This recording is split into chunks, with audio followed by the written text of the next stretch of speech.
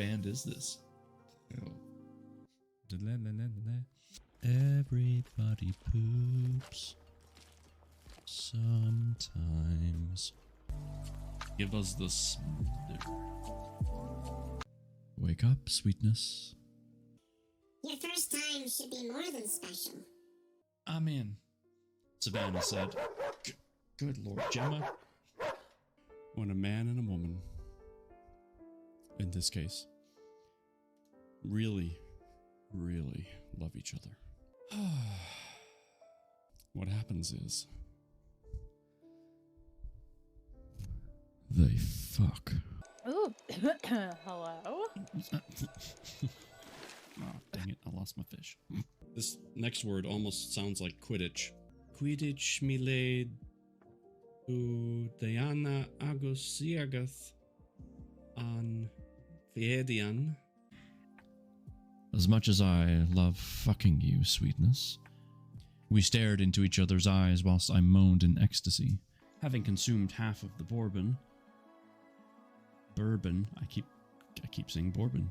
You know, every time I mess up on a word, Stunt Mama just shows up. She had her seductive smile on her lips. I said we couldn't have sex. I didn't say anything about everything else. Ew. Happy to help. Biatch. You are the spark of light in the vastness of my night. His note, like a finality to a beautiful, breathtaking song. Good evening. Stop Mama's mama, how you doing?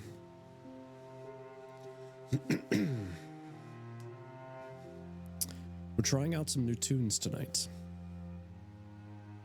I'm gonna do my best to regulate the sound. Make sure it's not like, you know, too low, too high. So yeah, you'll have to let me know if I need to bump it up or turn it down, whatever. You're doing fine? Well, that's good. I'm glad to hear it. I'm glad to hear it. It's, excuse me. My goodness. It is Sunday. It is Sunday. Ever since Thursday night when I was reading then, thank you, Mel, I started having, like drainage and a stuffed nose and pressure and all that fun stuff. And I've been fighting it all weekend. I wasn't actually sure if I would make it to tonight, but I am just good enough, I think. I guess we'll find out, but I think I'm just well enough to handle it. But that's why I've got my tea, like usual, and I've been taking Dayquil and NyQuil, and that's been helping. So we'll see how it goes. Hi, Kay. How are you? But I hit a milestone today, actually. So I've been walking over at a local... technically, it's not a park. It's just a nature area. It's got this massive pond and like almost 2 miles of a walking path that goes around it.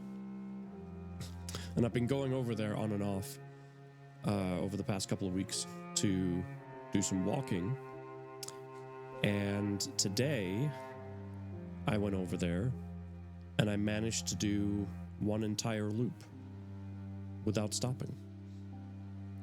And I was pretty happy about that, not gonna lie.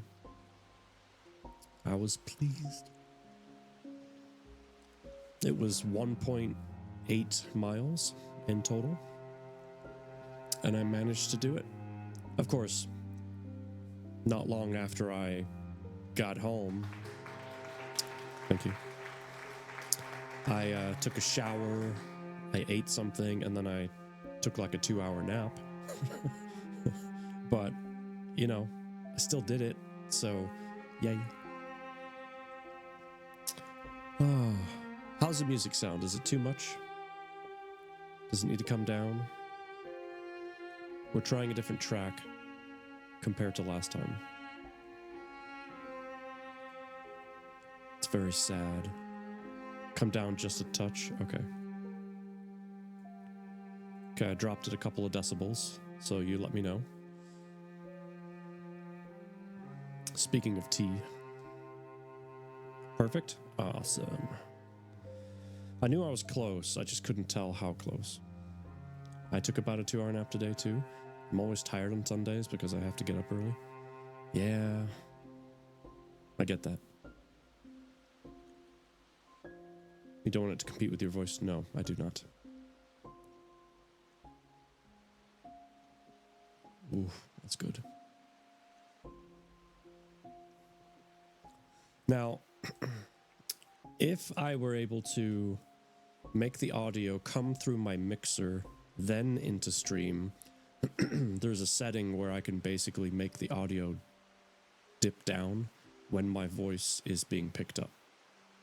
And then when I don't talk, the music would come back up to its regular volume. But I don't have a way to do that, so it's kind of a bummer. I mean, I guess I could maybe try it with my, like, playing this music that I have through my phone, and then pushing the phone through it, and then from that to the PC, maybe? I don't know. Seems like a lot of work, though.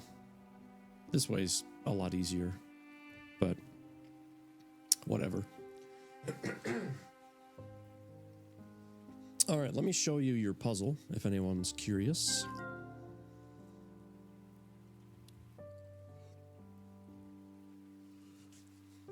The last chapter that we read in my book, I'll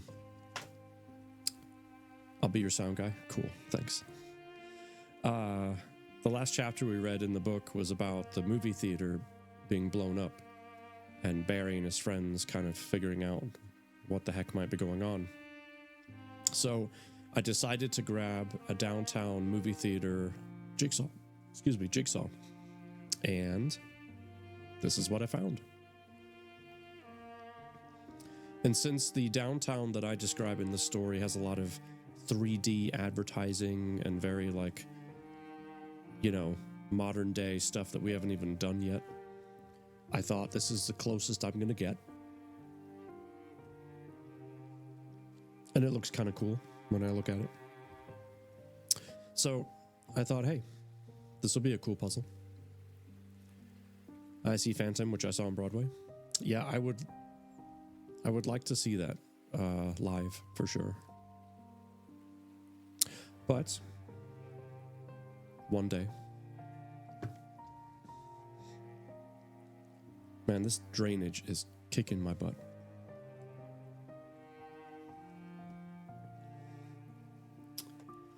Alrighty. Well, I hope you guys are doing well. We are here to start another week. Whatever that may look like. I have to say, I'm going to keep Thursday's stream in the air for right now. I cannot say if it's going to happen, yes or no. It all depends on... excuse me, gosh. It all depends on how surgery goes on Tuesday, and then recovery thereafter. So, if she's all comfortable and settled Thursday in the evening when I would normally stream, then I will be here. But if I don't go live at my normal time, then it's not going to happen. So I know I don't have a Discord and I don't have any way to really notify people. So we'll just have to see.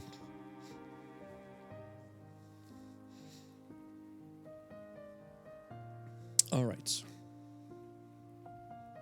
Let's read a book. Big hugs to you and your wife. All the good wishes. Thank you. And yes, I know I'm only like 3-4 hours from Chicago, so doing something like that could be possible. It's just finding the time. Gotta have someone take care of the child, the dog, the cat. Get there, do the thing, get a hotel, you know, it's just a whole thing. All the excuses. Don't press yourself. I will press myself if I want to.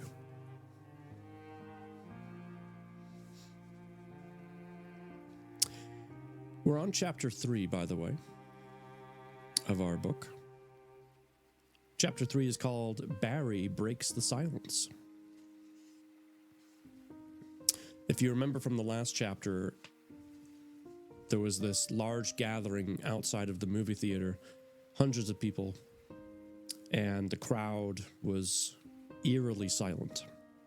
And it kind of creeped out the governor. Oh, I'm so sorry. Smacked my mic and I yawned. And so that's what this title kind of alludes to. Barry breaking the silence.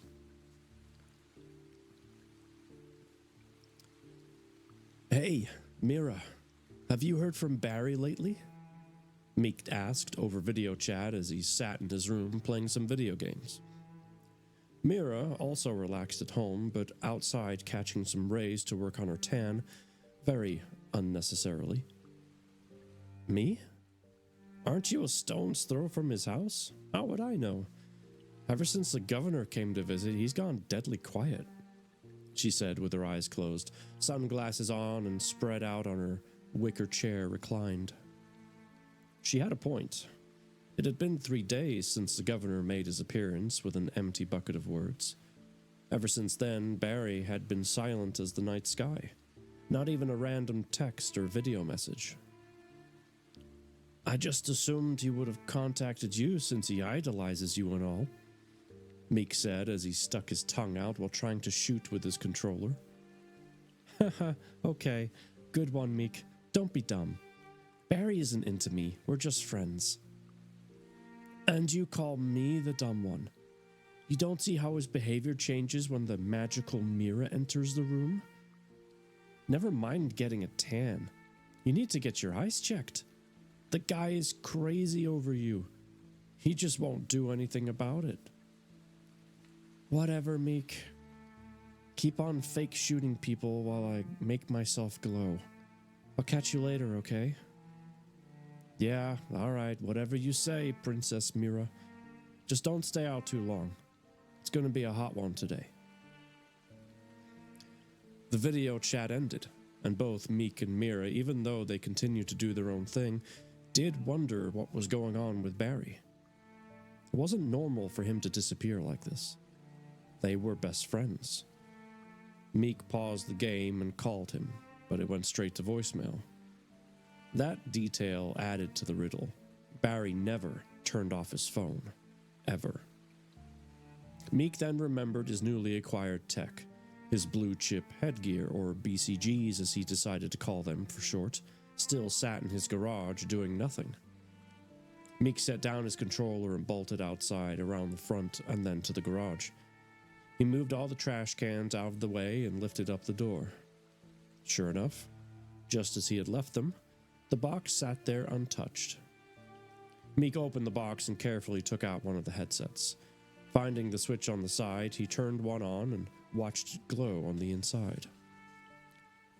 The headset itself wasn't that heavy, and shouldn't be, considering a user could wear it for hours on end if they desired. The exterior sprayed silver, mostly with touches of blue and red. There were options when you buy them to use different color lighting on the outside with the unit powered on, and in Meek's case, it was a lime green color. The headset came with padding on the headband and the back of the head strap for comfort, and slipping it on felt like a transformation into a new age. Gucci, you're a good reader. Well, thank you. I appreciate that. Welcome in. How you doing? Meek became immersed in a new world. The initial screen welcomed him and allowed for basic demographic information. Of course, Meek, being paranoid because they weren't actually his, used a fake profile to get past this screen. It looked confusing at first because there was no keyboard. You could connect one, though, if you had the expensive keyboard that worked with it, and the correct adapter, but those were hefty add-ons, and Meek wasn't about to go out and buy those for something that wasn't truly his, as the retail process proved to be ridiculous. It could make a customer dump a ton of coin to get a full setup. Meek chuckled as he realized Apple missed out, wondering if they were annoyed now that their goods were no longer the hottest tech on the market. Once on the main menu, Meek could choose how to use the headset. To help him get used to it, he chose to begin with the free roam. This allowed a user to keep wearing the headset because everything around them in the real world would display from the cameras, much like VR would have done years ago. Meek stepped out of his garage, looking a little silly, he thought, but gave it no attention because he had a mission in mind. He wanted to use the scanning option to see if Barry was even in his house. Meek knew his dad would be there, but if he saw 2 heat signatures, the second was probably Barry. Once the house was in the line of sight, Meek changed his setting and switched to the scanner mode. Giving it a few seconds, the screen changed and went a little darker, little darker than what daylight offered. And then, sure enough, staring at Barry's house, he could see a body, warm-ish, in what he assumed was the living room. The HUD that Meek had didn't give him a full in-person perspective, but knowing the layout of Barry's house, it could only be Barry's dad. As Meek kept looking around, however, he couldn't see anyone else, or at least evidence of anyone else. Is this your book? Yeah. I happened to write this one. Yep. We have a whole bunch of books to read coming up, but we're just taking a break to throw one of mine in. I haven't read this one on stream before, so it feels kind of weird, to be honest.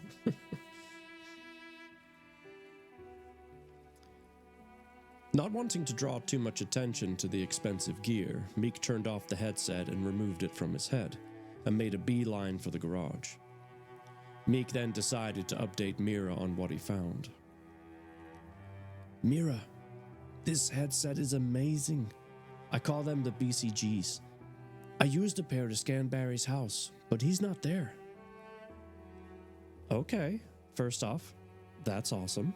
Second, where could Barry be? It's not time for him to be in the fields working there, and I wouldn't say he's exactly a social guy either. If he's not at home and not working, then I don't know, Meek. It is odd, though. Meek was about to speak, but Mira cut him off. Keep me posted, though. I need to go help my mom, okay? Thanks. The conversation ended. Meek was left hanging with words unsaid, but hey, that's what it was like sometimes when talking to the busiest girl he knew. Meek mumbled to himself, Damn it, Barry. Where are you? Little did Mira and Meek know, but Barry was taking action on his own. He was part of the crowd when the governor came to give his simple speech a few days ago. Barry felt conflicted about not sharing this with the others, but he also didn't have time for a debate. Today, however, the governor had planned to return to the bomb theater with a wreath to memorialize the loss of life. Memorialize the loss of life. A large crowd had gathered. This time, the governor didn't say too much and got out of their way as quickly as he could. To help go unnoticed, Barry went incognito by dressing and blending in like a chameleon. He didn't stand in the back, but certainly didn't go front and center in the crowd. His wardrobe choice was just right for the group he mixed with. Everyone wore hoodies with their hoods up and sunglasses on, but the most interesting detail had nothing to do with how everyone dressed, but in their actions. No one from the crowd came across as the leader when the governor arrived, and yet as few people stood there in silence, others followed. And sure enough, the whole mass gathering of witnesses to the morning had turned to human statues. What set Barry apart from the crowd was kneeling down. When the governor-in-chief were setting up the wreath by the main entrance, Barry simply called out, Let us pay our respects to the lost. And then Barry knelt to the ground and bent over slightly as if he were praying. Like before, everyone else ended up doing the same thing. By the time the governor reappeared, the whole audience knelt in silence. It was a hair-raising sight, to be sure. This moving gesture had not fallen flat on the officers guarding the building. They could see how simple and peaceful the movement changed their minds. They laid down their shields or defensive weapons and knelt down in kind. The only one still standing was the chief, wiping his tears while the governor drove away. There were no cameras, no media, or broadcasts for this movement, and it lasted another 30 minutes after the SUV rolled away. It was the most beautiful moment of connection that the city had seen in many years. Where can I get your book? What's it about? So, this book is a dystopian-ish in nature story where the world that Barry and his friends live in is running out of resources, and they're going to have to do whatever they can to fight to survive. He finds out the truth about who he really is, the legacy that's left for him, and then must tackle the fight head on to try and save the world that he knows. And that's basically the gist of this story. I don't usually market my own books though, but I mean, you're always welcome to just Google the title and my name, or go on Amazon and search my name and the title. But yeah, I like to promote other people's books and then share links for them. I'm just reading mine for the fun of it, basically. But yeah, I appreciate it.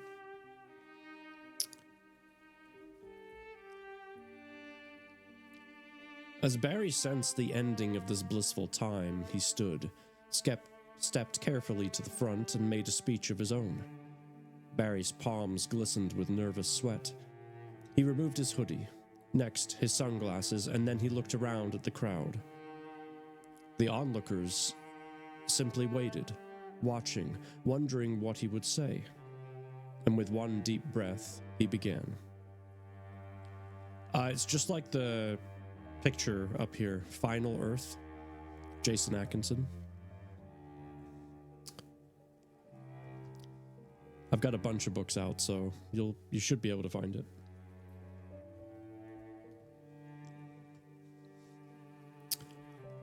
Whew.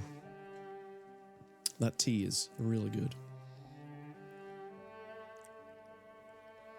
My name is Barry. He cleared his throat and spoke a little louder. I'm only 15 years old. I'll be 16 soon though, but that won't matter. Feeling just an inch more comfortable, he shifted to his left and right to help project his voice to all sections of the gathered mass. It won't matter because honestly, we don't have much time left on this planet. We had a chance as humans to do something about this years ago. Sure, we tried in areas, but we failed or missed the chance in many. If we keep going with the same routine, I won't see my 30th birthday. I might not even see my 25th if it gets really bad. We need to work together to figure this out. Barry, while talking, looked up and saw a few people recording this with their phones. One person even had a drone camera above the crowd and a little closer to get all the good angles. This emboldened Barry because now he knew he had the chance to spread his message as far as he could, regardless of the consequences. Friends, we cannot rely on others to solve the problem for us. Those golden spoon pricks in their chrome towers, he said as he pointed toward them in the sky. They have answers, but they won't share them with us. Barry changed his stance and body language because now he was getting amped and angry. His hands turned to fists and his heart thumped inside his chest. Everyone watching could hear the emotion pulsing out of Barry with every breath he took. We can either storm the Chrome Towers or take what we need. Or we can come together and solve the riddle ourselves and show them that we are not afraid. The crowd that was silent as a night owl when hunting became alive like a stadium full of fans. Everyone erupted into cheers, applause, words of inspiration and agreement. Some had tears because it was all just overwhelming and unexpected. Barry certainly included in this. While waiting for a moment of calm from the crowd, Barry looked back on the police. They were just standing there, listening. Barry waved over the chief, who walked over, no questions asked. Talking quietly, he requested that all the officers conjoin him in a line to show unity and strength. The chief stepped back and gave everyone a hand signal to come forward and line up with Barry. The crowd saw this and just kept clapping in agreement. Brothers and sisters, we are all family. It does not matter where you live in this town, how much you have or don't have, what food you eat or don't eat. We are all in this together. The earth won't survive and sustain us if we don't act. Nature does not care what we look like, what we drive, what we wear, or how much money we have. Nature will take us all down with her. Barry raised his hand as a gesture to have everyone calm down for a moment, and they did. In a lower voice, Barry said sternly, "We owe it to our families. We owe it to every person that was killed in the attack here." Barry pointed behind him with tears once again filling his eyes. "That could have been me and my friends. We were walking right over there." Barry pointed to the street. "Had it been 30 seconds earlier, we would have been in the blast radius. We were lucky, but there are so many who sacrificed for nothing." Barry paused for a moment with his hand on the chief's shoulder and continued. "Join me in figuring this out. I have ideas even though I'm supposed to be just a kid. But with my mom gone from cancer and my dad, who is closer than I want to admit to death himself, I have been doing the adult's work for too long already. But I have hope. I look out at all of you and I see hope and desperation in your eyes. Join me. Help me. Let's help each other to figure out our mess and see if we can't save something in the process. My name is Barry Swisher. Thank you." Hey, no worries, Gucci. Thank you. Hi, Iron. How are you? Thank you for the check-in. That reminds me. So that was a rousing speech there from Barry all of a sudden, feeling inspired by everything that's gone on.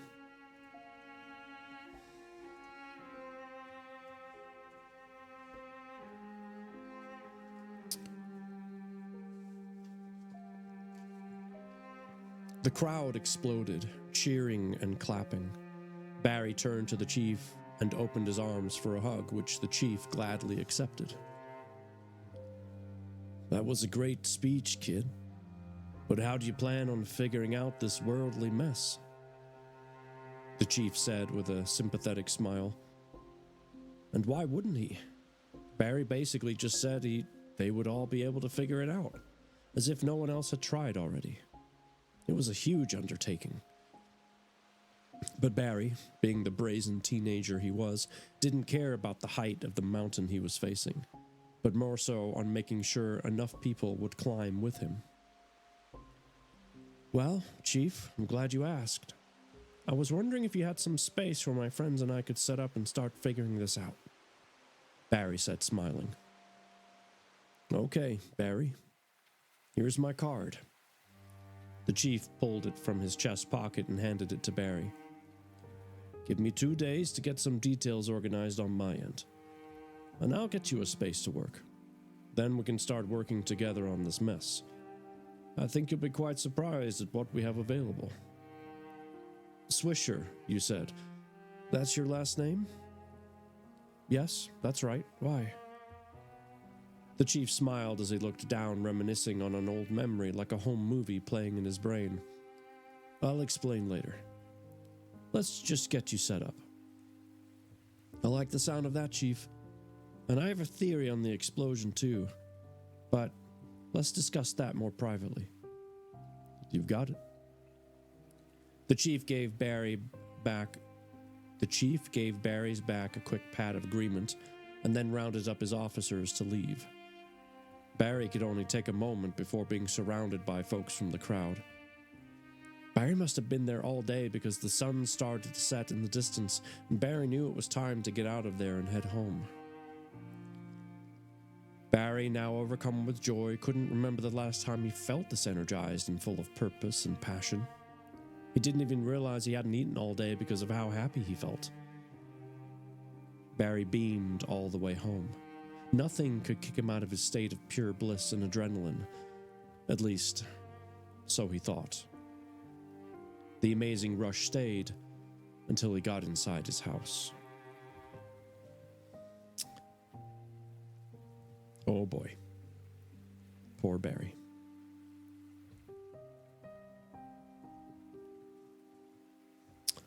I almost forgot about this next bit. Almost. Still with the feeling of walking on air, Barry entered his house through the back door. He couldn't wait to tell his dad about what just happened. Barry grabbed some water from the fridge and poured it into a glass. Dad, you won't believe what I was just involved in. Nothing bad. Just something truly amazing. I have to tell you about it. I think you'd be proud. Barry stood in the kitchen and sipped down his water, waiting for a response in the living room, but no one answered. Dad, you okay in the... Barry's question was cut short. While talking, he walked around the corner only to find his dad on the floor, not moving. Dad! Barry dropped to the floor to check on him. His body felt a little cold, his eyes closed, and with there being no obvious signs of an attack, Barry could only assume it was just his time. Barry sat on the floor. He searched for his phone to call for help, but it was dead. Holding on to his father, he just wept. An overwhelming surge of emptiness and defeat seeped into Barry. He had never felt so alone.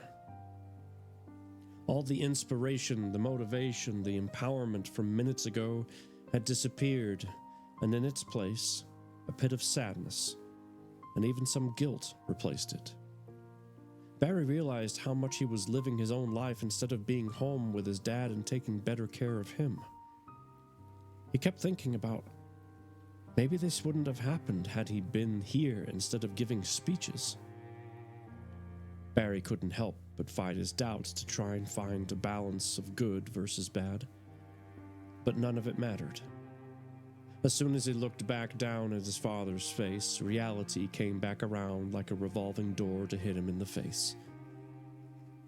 After Barry wiped his eyes, he looked around, and that's when he noticed something unusual. His dad had been clenching an envelope, and with his head cocked, he examined it. Scribbled, he made out his name on the front of the envelope. He carefully took the envelope out of his dad's tightly gripped hand. He looked back at his face as if he were trying not to wake him, a force of habit at this point. Sure enough, the envelope said Barry on the front, and there was certainly something inside, more than a letter. Barry gingerly opened the envelope, sitting back a little from his dad so he could have more room to investigate, and emptied the contents of the envelope onto the floor. A handwritten letter emerged, followed by a small key that made a thud on the carpeted floor. Barry took a moment to examine the key. There were no special markings except for a number, 86.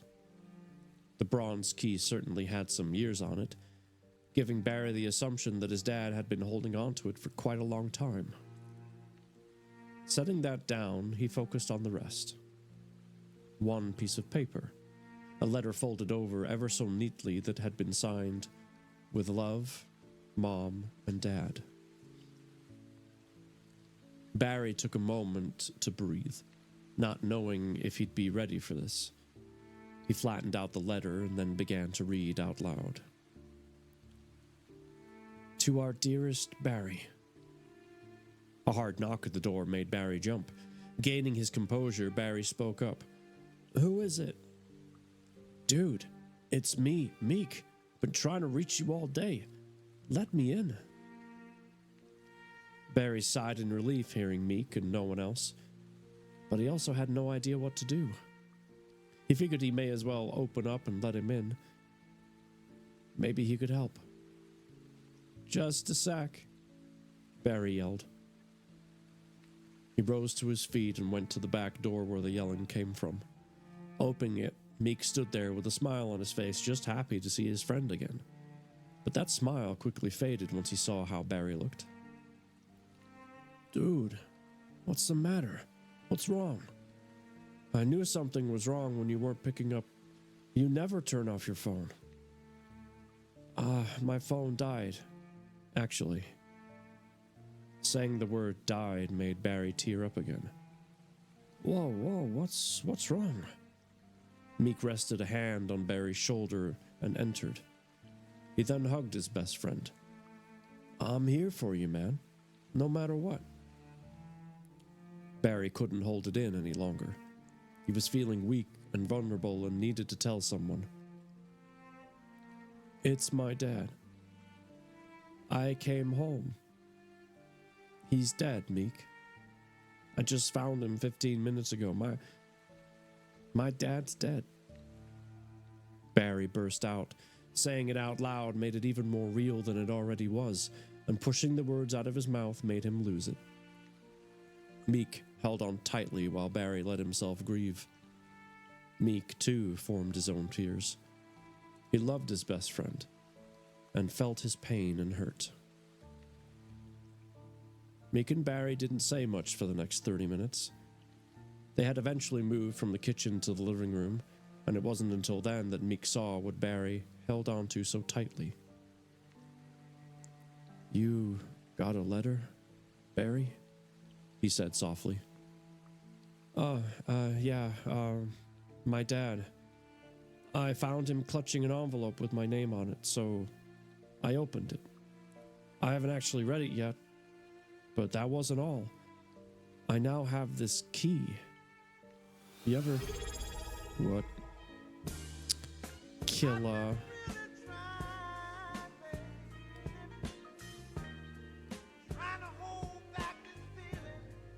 For so long.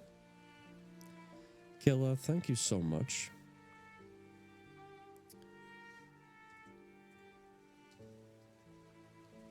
How are you, milady? Sins of a Solar Empire Rebellion.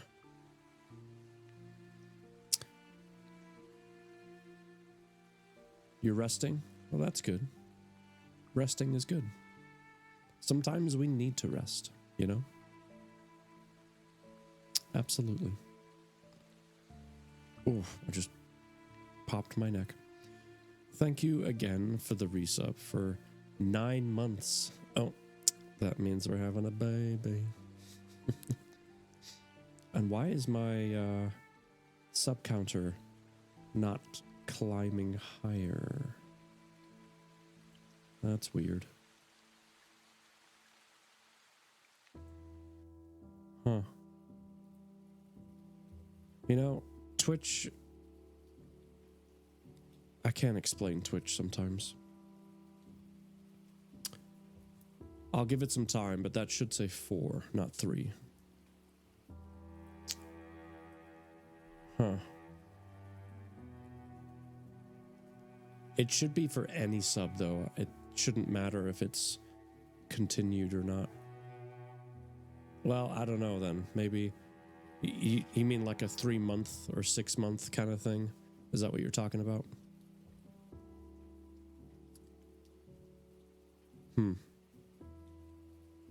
Okay, then yeah, maybe those don't count, even though they should. Okay. Well, either way, you have my thanks, and I do appreciate it.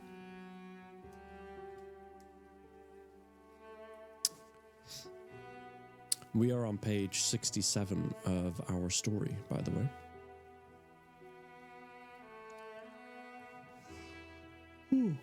Excuse me. You ever see a key like this before? Barry flicked the key to Meek for him to examine. This looks so familiar. Where have I seen... Wait, that's it. My parents had a key like this once. Meek said with a pinch of excitement. What was it for? Barry asked, not minding the distraction. I'm pretty sure they had a box that they stored stuff in.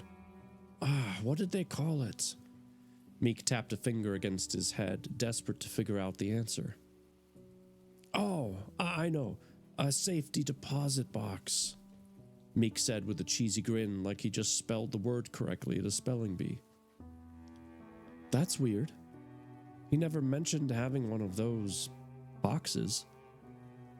Neither Meek nor Barry had ever used or even seen these safety deposit boxes. It was an older concept that no one needed anymore. These days, storage was either virtual because of how much of our prized possessions were digital, or if it was a physical item, it would be kept by someone else in a secure facility. To access it, you needed passcodes and phrases along with biometrics, not a key. Maybe you should read that letter, Barry. I bet there's some info in there that would help. Meek said, sounding optimistic. Can I use your phone first? I really need to call about my dad. He can't stay here on the floor. Barry stared at his dad. Yeah, of course. I should have known that. Here. Meek got up and handed his phone to Barry. Over the next few hours, different people came in and out of Barry's house. Everyone from the police to the coroner, even a priest.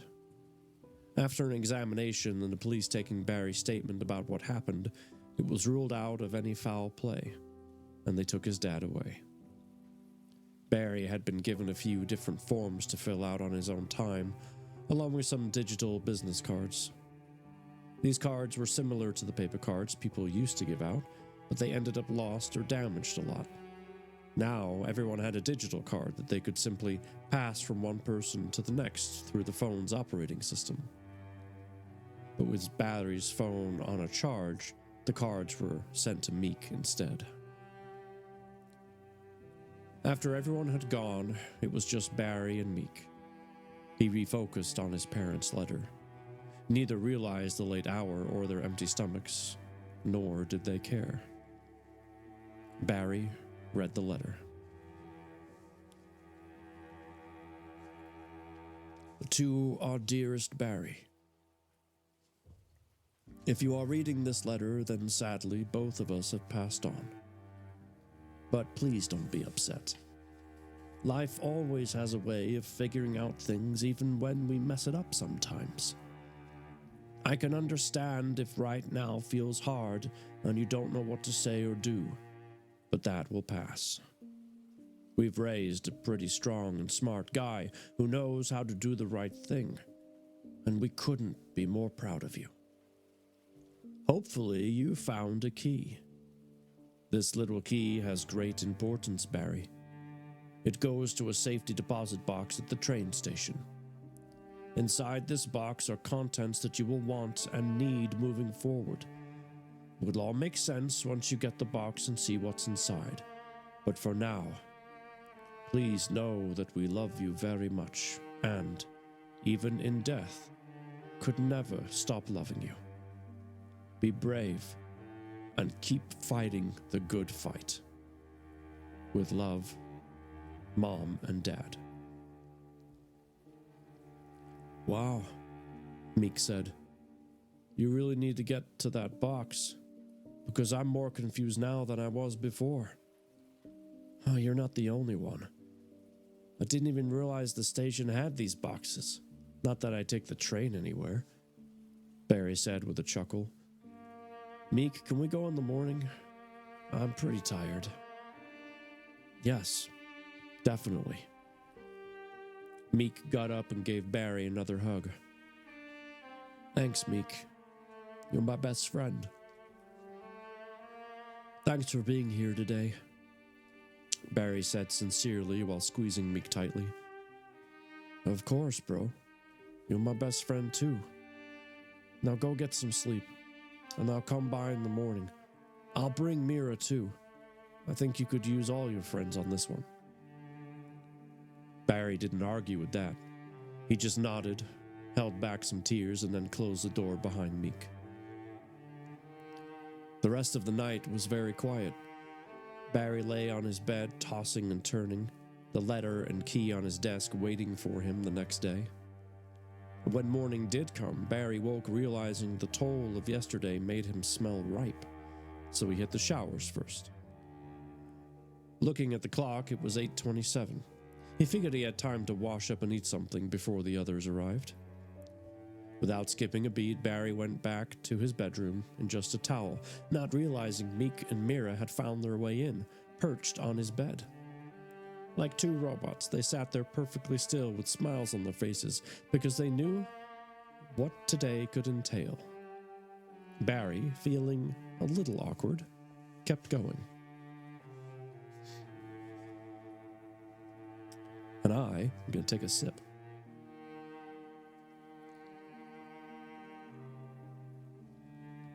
You know, it's funny when you read your own stuff, because at the time you're like, cool, I'm done. Or at least you think you are.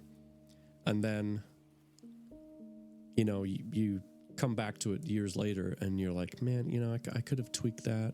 I could have added something there. I could have removed that. Yada, yada, yada. It's so hard to not, like, just judge your own stuff. Yeah, you sound stuffed up. I am a little bit. I'm way better than I was. That's for sure. If I had to read yesterday, wasn't going to happen. Not at all.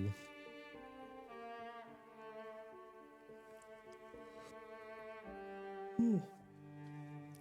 How are you, Mama? Good morning, he said, unsure about how to approach this friendly invasion. Sorry, Barry. We're just a little excited about this key Meek told me about. I know it's ill-timed and probably totally inappropriate, and I get if... Barry interrupted. It's fine, Mira. I understand. You think I could get a moment to, I don't know, get dressed in private? Barry said with an attempt at a smile. I totally get it. I was in the ER with the youngest yesterday. Oh no, I hope they're alright. Acute bronchitis and needed breathing treatment. Oh, that stinks. I hope they're figuring something out. I'm so sorry. That sucks. It's a horrible feeling when you can't feel like you can breathe properly. Just stinks.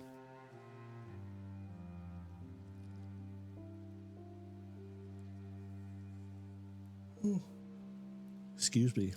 Gosh. A couple of minutes later, Barry came out looking like himself again. Mira and Barry locked eyes for a moment, Mira passing on a flirtatious look, but soon snapped out of it when Meek asked about the key. The three of them set to leave with the key, tucked away safely in Barry's pocket. Where they were going made this trip feel very odd. With the new developments over the years, transportation had become a huge factor in dividing the classes. Sure, there were train options for the less fortunate, but where Barry and his friends were headed was not for the poor. It would seem only those who had some money to spare would use the boxes these days. So the area would be going to, The area they would be going to would be full of richer people with nicer clothes and cars, nicer everything. We're gonna need to get in, find it quick, and get out before folks start getting suspicious. It's gonna look really weird if we linger too long, as if we're with them, Mira said very seriously. You're right. But first, how are we going to get there? It's practically on the other side of town, Meek said, not looking forward to a long hike. We could just take the bus, Barry offered. It shouldn't be that long before it arrives. And... Excuse me, my goodness. I'm pretty sure it gets within a block, if not closer to the station. Everyone agreed. It was the best option to keep a low profile and not spend a fortune. The three hoofed it over a few blocks to the downtown area where the bus stopped on one of the few places they could walk to.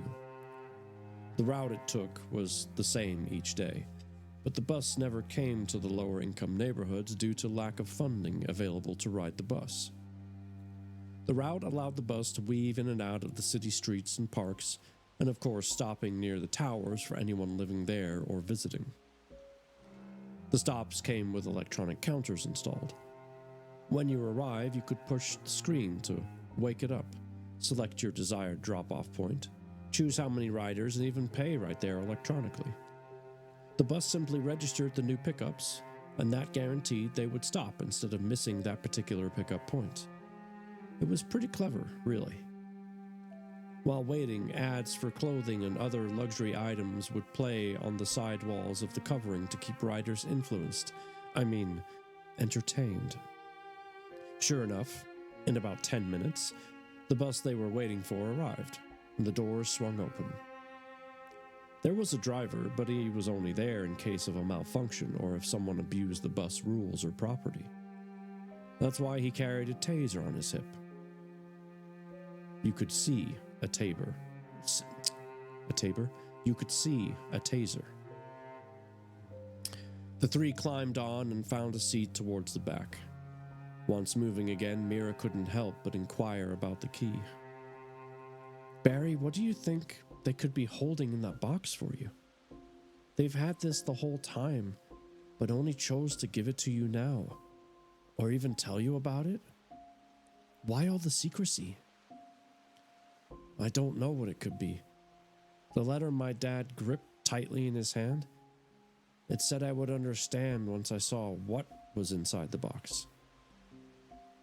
It almost feels cryptic, like he knew what was coming, he said, shifting in his seat, a little uncomfortable. I don't know what's going on, but I do know we have to find out, no matter what. The self-driving bus twisted and turned, stopped, and started up again. The streets were packed with people, and the closer they got to the train station, the more high-end these people appeared to be. When the bus stopped and a robotic voice called out for the train station, the three of them hopped off and waited for it to leave. Looking around, they felt a little out of place. The intersection brought them to a neighborhood, but there showed to be a very distinctive separation, just like when they would go into the downtown area from their houses. Except for this time, the split was irrefutable. One side of the street had two-story homes, which had nicely manicured trees, and the sidewalks were clean and well kept. It seemed the dream place to live, and they each, in their own way, fantasized about life would be like if they could have lived in this neighborhood. But on the other side of the street, bright green hedges were lining the sidewalk, and large mansion-style homes filled your eyes from left to right. They walked to the edge of the street and looked around. Oh, I see it, Barry said, pointing. The train station entrance is about a block that way on the left.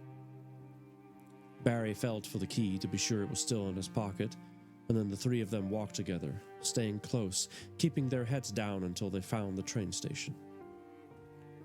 Gingerly approaching, they saw the platforms were beaming with life. They were on the more upscale side of the tracks, and you could tell Gold accents, chrome finishings, marble structures. The insanity. No in between. You were either rich or poor. This isn't a train station. It's a museum that happens to also have trains running in it, Meek said a little too loud, catching a few glares from some of the older, wealthier population. They walked through past the ticket counter and immediately began receiving looks from employees and visitors. In their own neighborhoods, they were respected and not a threat to anyone. Here, they were seen as riffraff and treated like a raccoon invading their home. Finding the location of the safety deposit boxes proved to be a challenge, so they decided to try and ask someone to see if they could help point them out in the right direction. Looking around, Barry saw a man dressed as an employee just standing on the platform, like he was waiting for a train. Excuse me, sir. Can you be so kind as to point me to the safety deposit boxes? Barry did his best to sound as proper as he could in an attempt not to make things harder and blend in. The tall, gray-haired man with small wire glasses looked down at him with a disapproving face. What is your business with the safety deposit boxes? They are for people who actually own something valuable. Barry, on the defensive, snapped back. I happen to have a key, and my business is not your business. Which way? Barry didn't budge, but neither did the old man. Barry fished the key from his pocket and flashed it in the man's face, and then quickly stored it away again. The old man grumbled to itself, and then simply pointed in the direction they needed. The three of them kept moving, but as Barry glanced back, he saw the old man wave over someone else and then started pointing and talking about him. It looked like a train guard. They weren't technically the police, but they had a lot of power within the train station. I don't think we have much time. We need to move now. He just called the guard on us. The three darted and weaved through the people. Meek accidentally knocked one person down, which in turn caused a fuss. Barry, trailing behind, apologized to the fallen man as Meek barked. Rich people move more slowly. They soon made it through, and the sight overwhelmed them. They stood before a massive room encased in frosted glass. The room itself had been built underneath a set of escalators that stretched across 30 feet wide. A gap separated the escalators in the middle, as one side sent pedestrians up and the other side down. But underneath stood the room housing all the safety deposit boxes. They entered through the sliding doors and were greeted with the smell of metal. No one else was inside, and with the door closed behind them, they figured they had a minute or two before being found and questioned again. Barry took out his key to remember the number. Look for box 86, Barry called out, and they immediately spread out, searching high and low. Mira found it first and called out, Over here. Meek and Barry scrambled to her side. All three had butterflies with a mixed bag of nerves and excitement. The moment of truth. The revealing moment, unveiling anything. No one knew. Barry took out the key and carefully slid it into the keyhole. A perfect fit. They each smiled as Barry turned the key to the door of the box, and the door of the box swung open. The box itself was one of the larger ones, which made this discovery even more interesting. Barry pulled it out and then placed it on the table that stood behind them. He lifted the lid, just as the guard came in through the sliding doors. Just what you think you kids are doing here? The guard said, wearing a devilish smile across his face. This is my family's deposit box. I have the key. I'm getting what belongs to me. Barry said quite emotionally at this point.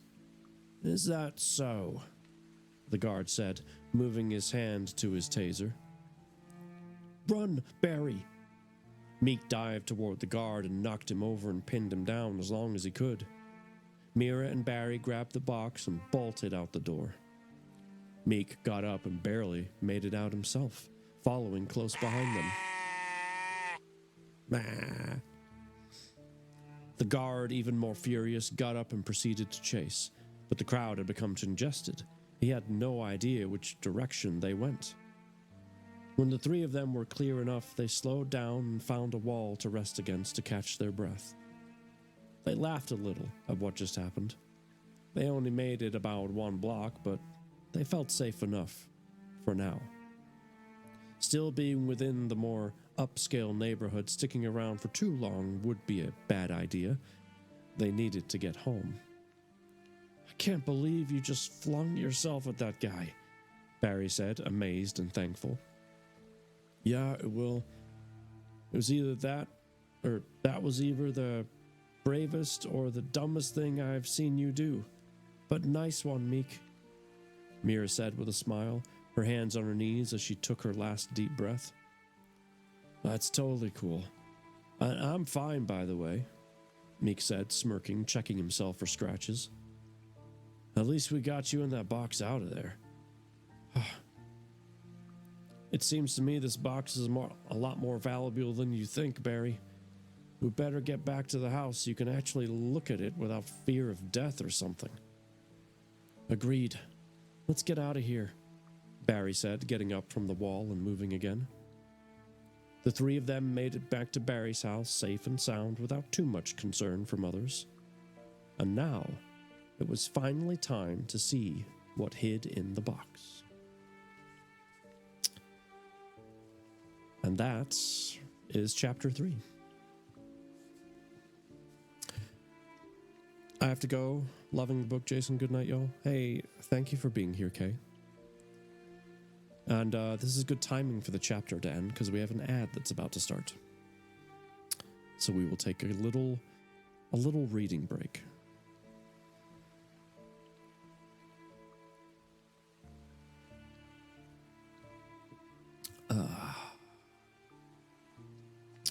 Tasty tea. Tasty tea.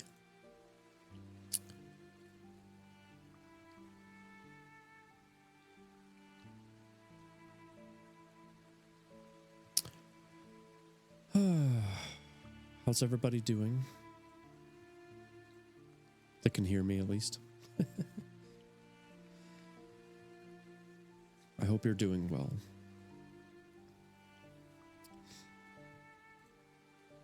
I'm surprised I haven't needed to blow my nose yet.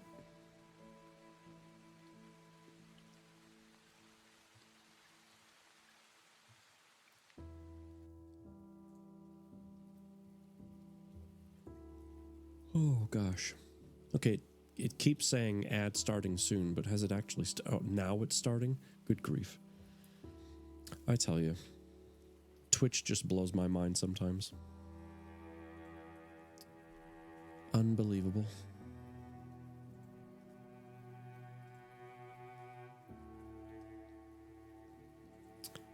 Yo, unbelievable. Dun, dun, dun, dun, dun, dun, dun. What page are we on? 82, 83. I don't remember how long this next chapter is, but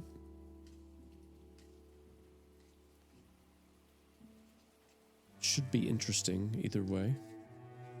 You're fine, curious about what's in the box. It's used balloons. It's a tragedy.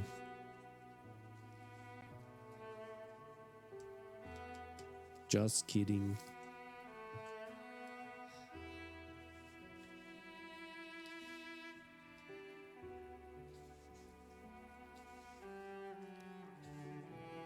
This next chapter is a hefty chapter though. It starts on page 83 and goes to 116.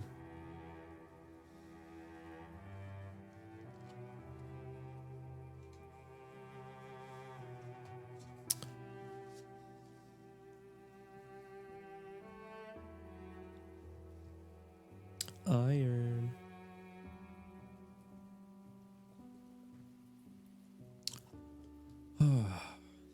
Tasty tea.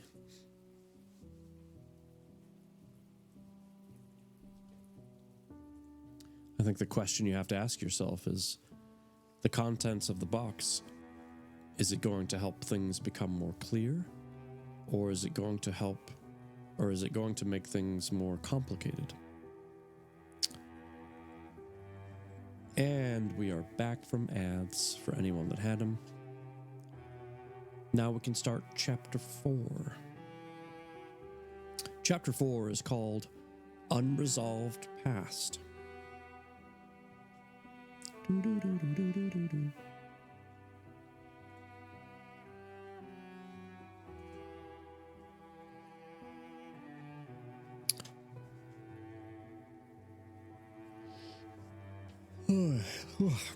Excuse me.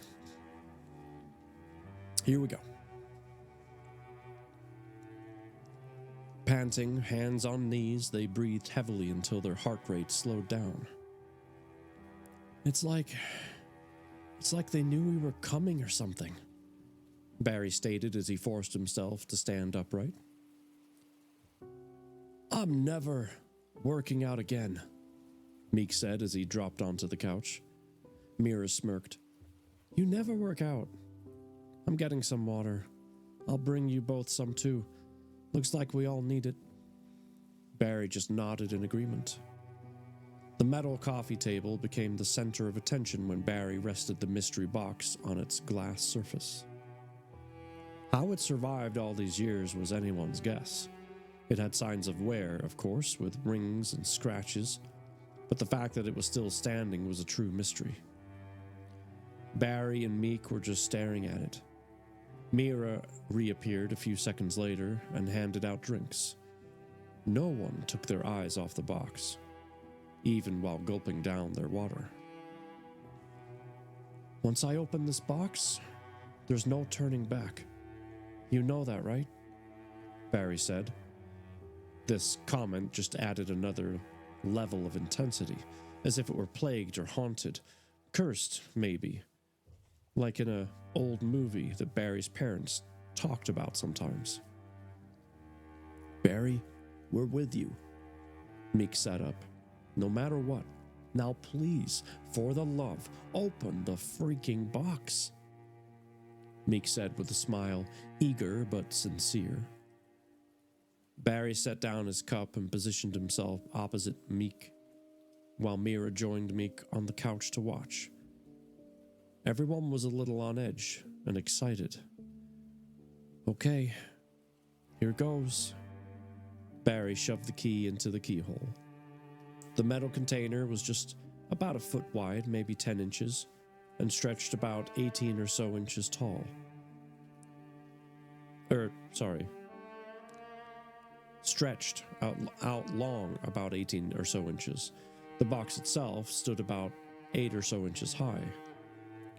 Barry gripped the bronze lid, the cold touch not phasing his focus. Slowly, he pushed upward. The metal lid cracked open. The hinges were tight, so it seemed reasonable to assume that the box hadn't been used too many times. Barry's eyes widened at the sight, and a smile crept across his face as Mira and Meek mimicked the same smile. Holy...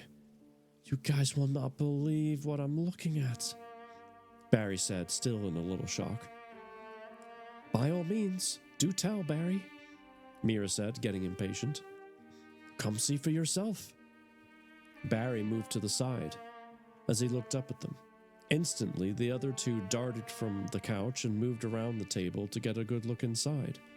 And sure enough, the three of them stared in shock. Barry picked up the box and flipped it over. Everything fell out and spilled onto the table. Still here listening? Hi, Mal. Money piled everywhere. None of them had ever seen that much paper money up close. Meek and Mira instinctively picked up some of the money just to simply feel it in their hands. Rubbing some of the notes together in between their fingers, they giggled at the thought of holding that much money. For a moment, this allowed them to forget how this all came to be, but it was Barry's face that reminded them the significance of this moment. And then, Barry broke the giddy feeling with what his mind had been processing. Can I even spend this anymore? Are there still places that convert this to what we use now? Barry asked, puzzled but enthused with the potential influx of currency in his account. Tons of places will convert, Barry. It's just less common. But the option is there, Mira said, staring at the pile of cash like a kid in a candy store. Is there anything saying how much there is? Should we count it? Can we count it, even if it does say how much there is? Meek said with childlike enthusiasm. Well, the things in here are the money, of course, and some pictures. Barry paused as he noticed something different. He had no idea what it was. And then there's this. Barry reached for it, picking up a small metal cylinder. It didn't weigh too much, and on the outside, there were 3 letters etched into it. CRR, carved from the top to bottom. The letters appeared to be professionally done based on the fact that they were neat and all the same size, perfectly in line with each other. What does CRR stand for? Barry wondered out loud, momentarily forgetting about the pile of money in front of him. Or maybe it's someone's initials, Mira chimed in, also confused. Can you open it? I don't know. I don't even know how. I don't see any obvious seams, and I'm not sure I want to know at the moment anyway. But I better keep this close by, just in case. Zarias, what's up, dude? You should hide it, Meek said as he counted money into piles. That's what I do with something valuable. I definitely wouldn't keep it on me. What makes you think it's valuable? Barry asked calmly. Well, it was in this box, locked away, and the letter you got. Didn't your parents say you'd need what was in here to keep fighting? It's valuable. We just don't know how valuable. Meek finished piling up the bills on the table. You're right, Meek. I can't just stuff this into my jeans pocket. I need to find a not-so-obvious place to hide this. I'll be right back. Barry darted out of the living room, and Mira and Meek started counting the piles of money. Barry had a couple of places in mind, but the one that he preferred was in his garage. Barry had been testing some crops to see if he could get them to grow indoors out of the harm of the threatening heat, and also the crippling cold. But it required hardly any sunlight. The plant sat against a window, so there was a guarantee of some form of sunlight, but would it be enough? That was the test. Barry placed the cylinder deep into the roots of the large pot and then reshaped the soil to make it look natural again. He had worked alone on this project for quite some time and sadly had only failed up to this point. But that never deterred Barry from continuing to try and figure it out. Once he returned to the living room, Meek and Mira were talking about the money and also looking over the pictures that remained on the table. So, Barry said as he walked back in, how are we looking? Am I rich? You might feel like it, Barry. This is some serious cash, Mira said. Yeah, bro. You're sitting on, drum roll please. Mira finger tapped on the table and Barry chuckled. A whopping 25,000. What? Barry stood in the doorway in disbelief.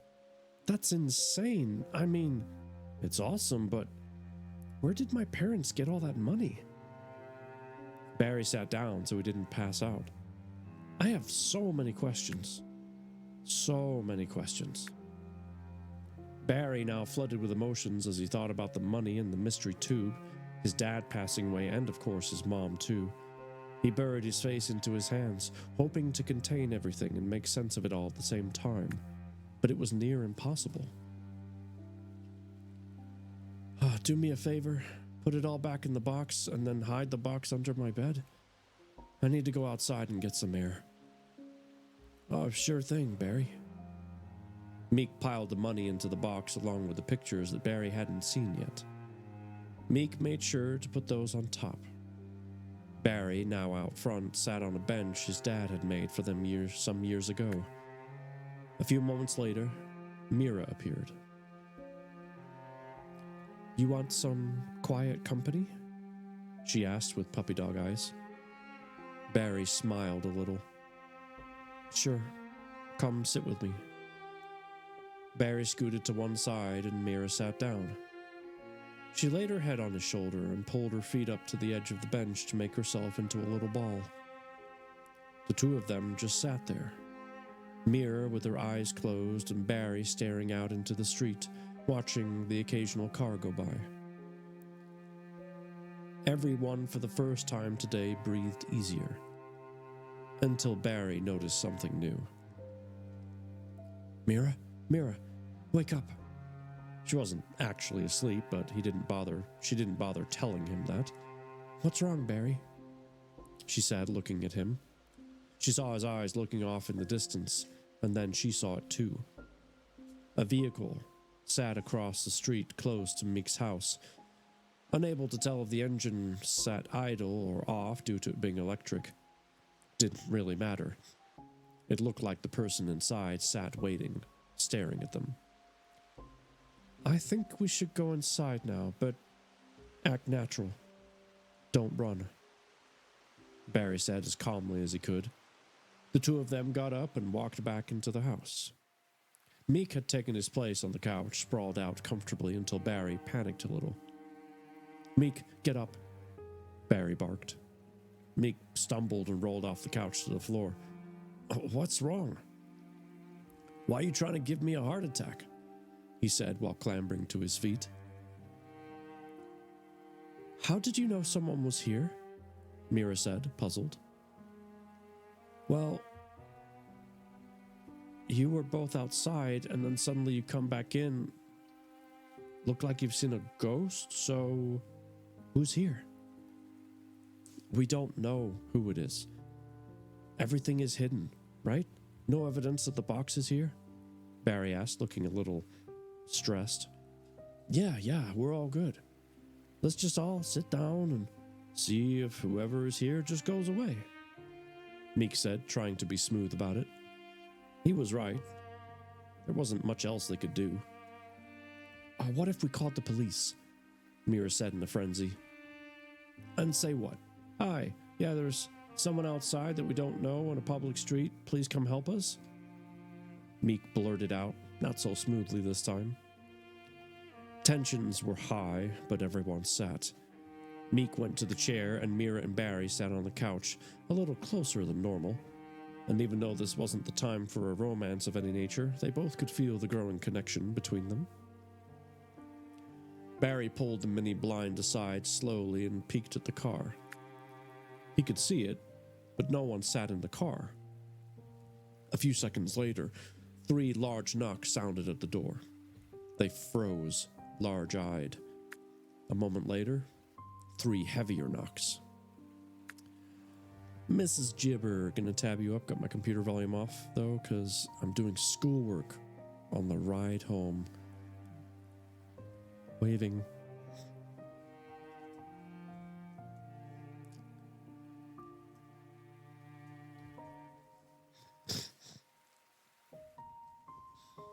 "Barry, we really need to talk. I'm here to help." Meek looked at Barry and gave him the head nudge to answer back. Who is it?" Barry said as normally as he could. "Barry, it's the Chief. Chief Barners. I'm sorry I didn't give you my full name before at the rally." A moment of silence filled the room, and then Barry opened the door, breathing a sigh of relief, welcoming in the Chief. "Chief Barners, please come in. I'm sorry, we didn't know who you were, and it's been kind of a weird few days." "That's quite all right, Barry. In fact, that's why I'm here.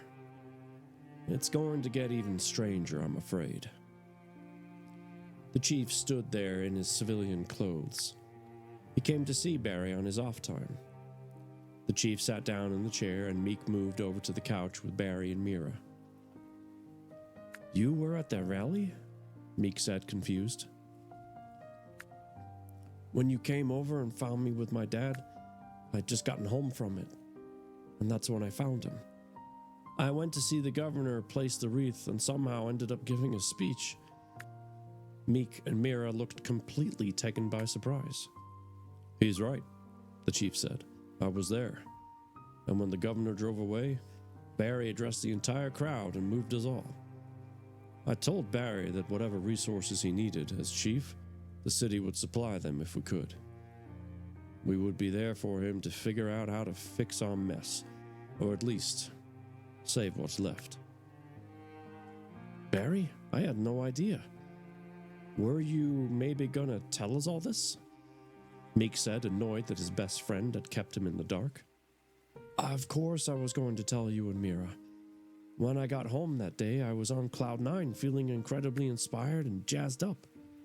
But then all that went away when I found my dad. I was going to tell him and then come and find you because my phone was dead. Barry took a pause to breathe. Everything has been so hectic for me. For us. Ever since the explosion, I've barely had time to think. All we've been doing is reacting. I can't shake this feeling that everyone is trying to hurt me. To hurt us for caring. Barry, look at me, Chief Bonner said calmly. I know why you're feeling this way, and that's a big reason why I'm here. I have to believe that you've been to the safety deposit box by now, right? The three of them looked at each other in shock. Barry panicked as to how he could have possibly known. Mira and Meek looked at each other puzzled. How'd you know about the box?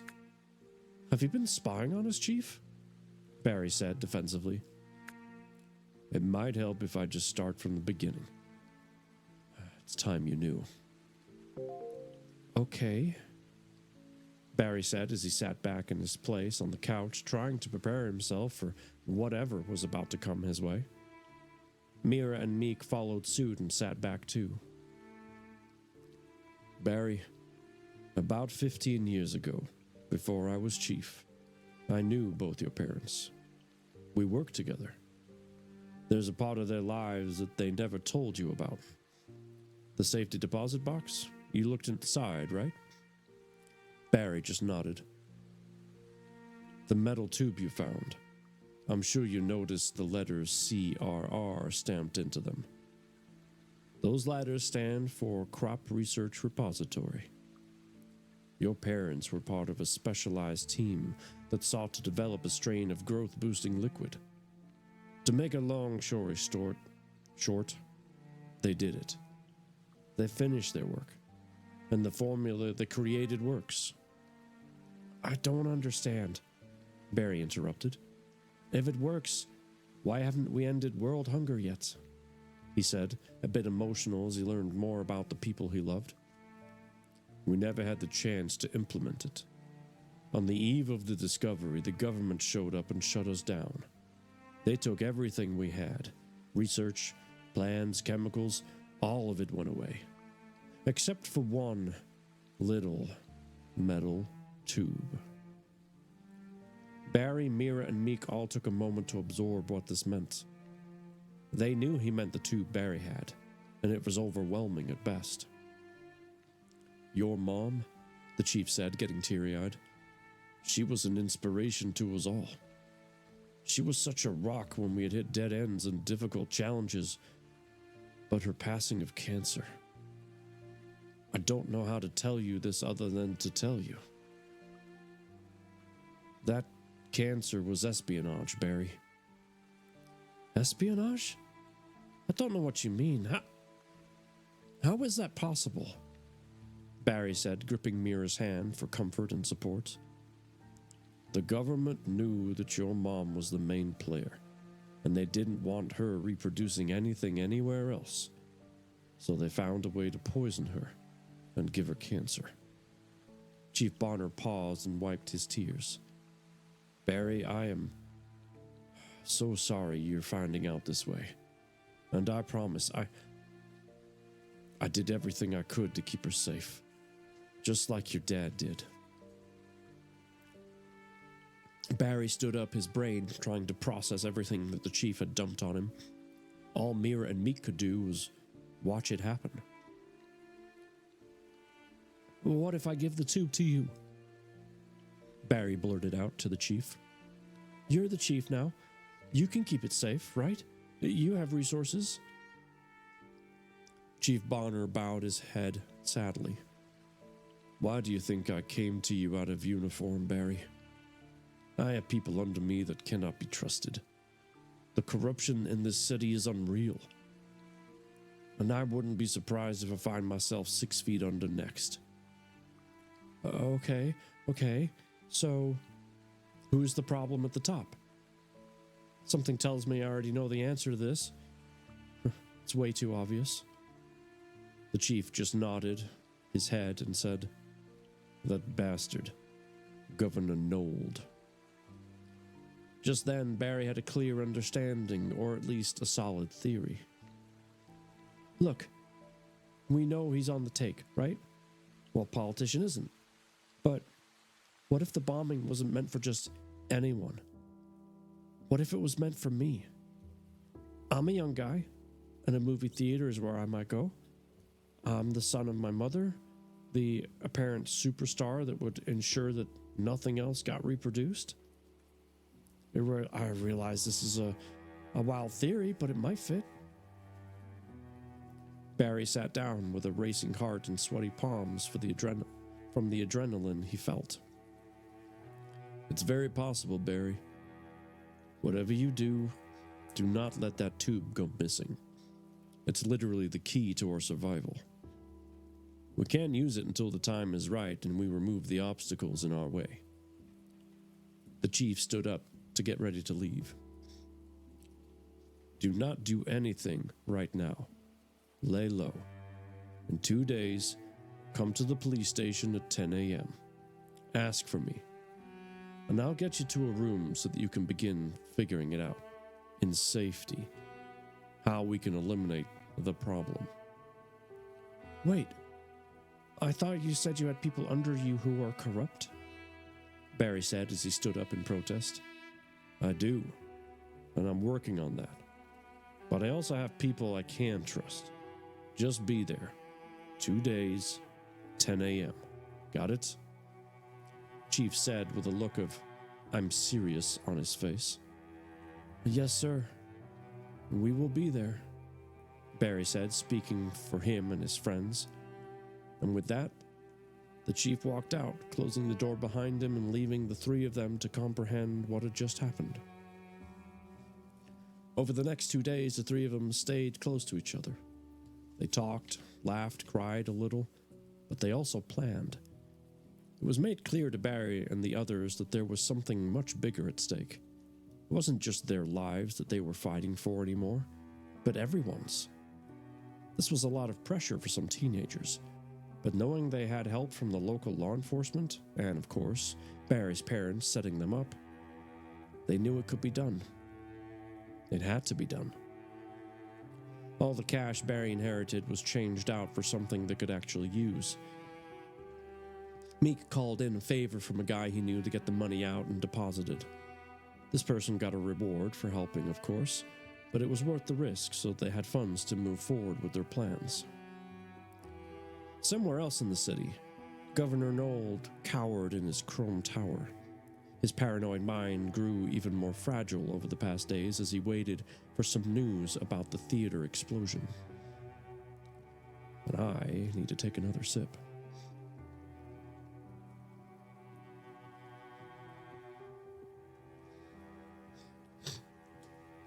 Simon, he yelled. Has anyone figured out anything more from the bombing? He looked desperate. The governor sat in his office with large screens combing through the evidence and footage of the day, trying to find anything he could use to gain leverage over the situation. Simon stood not too far away in the hallways by the main door. He had been texting his wife and venting about his work. Not normally something he would do, but times were changing, and Simon had grown uneasy. Hearing the governor beckon him, he wore his typical straight face and entered the room. "Well, anything?" the governor repeated. Simon stiffened and shook his head as a beeping alert blared from the computer. "Aha! A match. Let's see what we have." The governor, ignoring Simon for a moment, spun around and stared into the glass monitors. "Simon, do you recognize this person, this insect?" Simon moved closer and examined the images on the screen. There was one just after the explosion of Barry, Meek, and Mira walking away from the theater unharmed, but Barry had noticed the cameras and stared right into them. The next picture was a still image taken from someone's video when Barry gave his amazing speech to the crowd. Simon had no idea who this kid was. "Oh, of course you don't.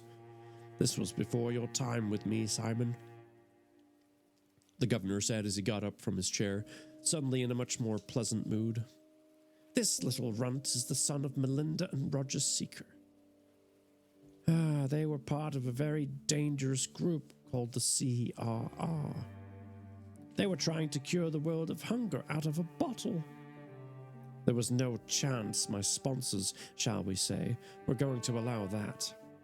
If they succeeded, then everyone would be able to survive instead of those who deserve to." Simon stood calmly like he always did and simply straightened out sections of his suit to make sure he still looked presentable. This type of word rampage that the governor displayed wasn't unusual, but this time Simon paid close attention, even if it didn't look like it. Hearing the words food, hunger, and letting innocent people die for no good reason didn't fit into his moral compass. "Are you listening to a word I'm saying, Simon?" the governor blurted, spreading his arms wide like he was being disrespected. "Actually, yes, I am, Governor." The governor almost fell over in shock. "You spoke? You speak? Have you just chosen not to talk to me this whole time?" he said, looking very overwhelmed. "I only speak when it's absolutely necessary." That tasted purple. Hi, Purple. And Adamantine. Hello, Adamantine. Hello, how are you? I'm still a little stuffed up, but I'm doing all right. How are you?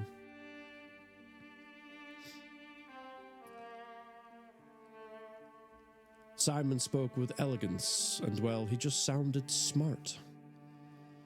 This both pleased and worried the governor at the same time. He wasn't sure what to say, other than carrying on with business as usual. "You need to understand, Simon, I destroyed all their research around 10 years ago. But the explosion at the theater was supposed to also destroy him. I had it on good authority he was going to be there that night, but he's still walking around." "If you destroyed all the research, what makes you think this kid can figure anything out when I assumed it was a team of people before?" Simon replied calmly. "I can't take any chances. There are some very powerful people counting on me to make sure of it. We need to find this kid and make him have an accident. We tried publicly last time, but this time we might as well make it more private and personal," the governor said as he walked towards the screens and stared at them with a devilish grin on his face. Simon, on the other hand, became seriously concerned. He didn't know what to do, but he knew one thing. He couldn't kill the kid. Been watching a good anime today, really into it. But wanted to say hello, everyone. Well, thank you. I'm glad you could. Not the best, but I'll be alright, and I'm here, so that's all that matters, right? Plus, I don't want to vent in chat or bother anyone. Adamantine, you wouldn't be bothering anyone. If you need a vent, do it. And also, if you need to message, you can do that too.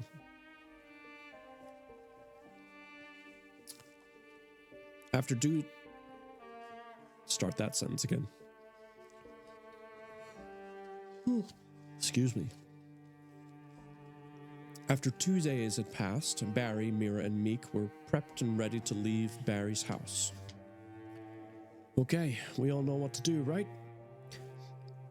Meek and Mira nodded but looked a little flushed from being nervous. Everyone has their tubes.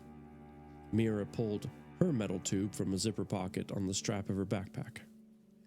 It was an older, stealth military-style backpack that had compartments for storing items all over the place, including the shoulder strap. Meek pulled his metal tube from his jeans pocket, and Barry had his inside a backpack too, padlocked from the outside. During their 2 days of planning and organizing, they decided it would be best to make replicas of the CRR tube Barry had. If one of them were caught, they could at least pretend to give it over and try to escape before they realized it was a fake. Mira's scrapyard came in very handy for something like that, and with Meek's skills, they were able to fabricate 2 more tubes and do their best to inscribe the letters to match the real thing. I'll hug you back because unique mode won't let me use the command to you. Hugs. Huh, that's weird. Weird. It was 9:30. Time to go. Okay, you know your routes. Stay cool, be yourselves, don't deviate. And please, don't get caught. Barry said with a smile, but could not be more serious. They were all on edge, but they were determined to get to the police station without any issues. As they walked out of the house, they each pulled a little extra surprise from their backpacks. A mask. They knew cameras surrounded the area, especially the closer they got to the police station, so hopefully masks would help them avoid detection from facial recognition software.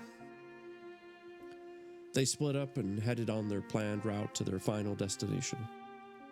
This was another tactic to help avoid being caught. They figured they always traveled together before this point, so splitting up would be unusual and hopefully less likely to be figured out. Back at the governor's office, Governor Nold had tapped into the camera's live feed. He had no idea that the 3 were on their way to meet the chief, but he was determined and driven to find Barry, that he illegally looked over the shoulder of the citywide camera network. He ran the same software he used to find Barry the first time in hopes that he would catch him again to pinpoint a location. Barry took the most difficult option and walked. He had the most direct route, but it would still take him a little while to get there. With his hood up and mask on, he ignored everyone and everything else around him and just pushed through. Mira took an autocab. These cabs were a little pricey, but with Barry's newly acquired funds, they splurged when necessary. She simply sat in the back and made sure she was going to end up in the right location. She had never taken this kind of transport before. The interior wasn't anything to write home about, but the automatic driving part kind of freaked her out. She stayed calm, kept an eye on the streets, and after arriving, checked the balance to see how much Barry paid. The doors unlocked once near the curb, and the door opened on its own.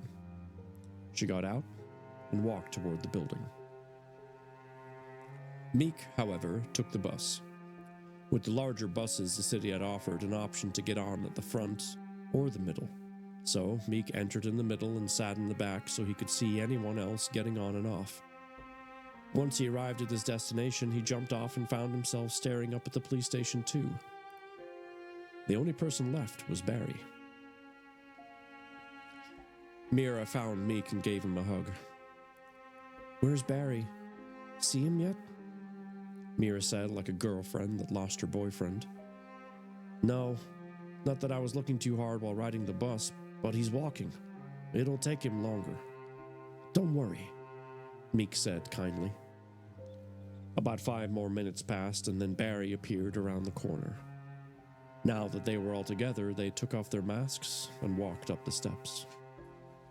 The police station sat up about 10 steps high from the ground to stay safe from crashing vehicles, or at least that used to be the case before the cars drove themselves. The building colors were a mixture of silver, black, and blue. The design came across as odd, but it certainly caught your attention. There were main doors on the outside that anyone could walk through, surrounded by cameras so the desk inside could keep an eye on folks coming and going. That's when Barry panicked. Oh, crap. We did so well. The cameras.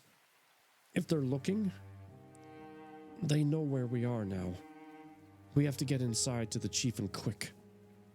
The three sped up and got inside as fast as they could. Approaching the large wooden desk, an older gentleman stared at them. He didn't hide his bored expression. Easy to guess he was not thrilled to be at work. Excuse me, sir? We're here to see the chief, Chief Bonner. We have an appointment. Barry said politely with a touch of hurry the hell up. Name, said the groggy voice. Barry? Barry Seeker? A few long seconds passed. Take a seat over there. He'll be right with you. A metal bench was bolted to the wall just to the right of the desk. Currently empty, they sat down, watched, and waited. A few minutes crept by, but it felt like an eternity. And then the chief appeared. Glad you guys made it. Follow me, he said, looking a little frazzled himself. They walked down a long corridor. There were rooms to the left and right. Some were empty, and others were obscured by frosted glass, all saying the names of different detectives. At the end of the corridor, a set of stairs appeared, leading down to the basement. They followed the chief. As they came around a curve in the staircase, they found themselves facing a door with keycard access only. No one comes down here except for those that have authorization. Right now, I am the only person with access. He pulled out his card from his shirt pocket and swiped it against the mechanic lock. It opened, and they went in. Upon entering the room, it lit up automatically, and they gasped as each slowly stepped inside, taking in an unexpected surprise. The chief had outfitted the room with all the gear he could gather that would help them in the fight to save their food supply. Screens, test areas, chemicals, safety gear, it was all there. They were stunned. Meek and Mira felt out of their depth, and Barry pinched himself as the hairs on his arms stood on end like needles. He couldn't hide the excitement he felt. Minutes later, Governor Knoll managed to pick up Barry's face shortly after they arrived outside the police station. Simon, they're mine. Go to the police station. Ask for the chief. He will remember you. Find Barry. He's not alone. Simon nodded and left the building. He had a few minutes before getting there, but what he would do when he did, he wasn't sure yet. Inside the lab, Barry strolled around observing everything offered to him, like a hungry man at a buffet. There were old binders and notes that he couldn't make out very easily across a back table opposite the door they came in. But what he did recognize was a picture. Barry removed it from its place on the wall and stared deeply at it. Yes. This is an old picture. Your parents are there. Do you see? Before Chief Bonner could finish, Barry had pointed them out instantly. He recognized a scarf from the shoulders of a woman resembling his mother, and of course, standing next to her with his arm around her waist was his dad. Those were fun times. We took this picture right after one of our breakthroughs in the science of growing food. It was a small victory, but one worth celebrating. Chief Bonner left Barry with the memory and walked over to a closet and rummaged through it. He seemed to be on the hunt for something. Barry examined the picture a little more. He figured out where they were all standing when they took it. Not much had changed in the way of how the room was laid out. There were 4 other people in the photo, one being the chief, albeit a little thinner back then, but the other 3 were strangers. Who are these other 3? Barry yelled to the chief as he set down some items on a nearby table. They were part of the team.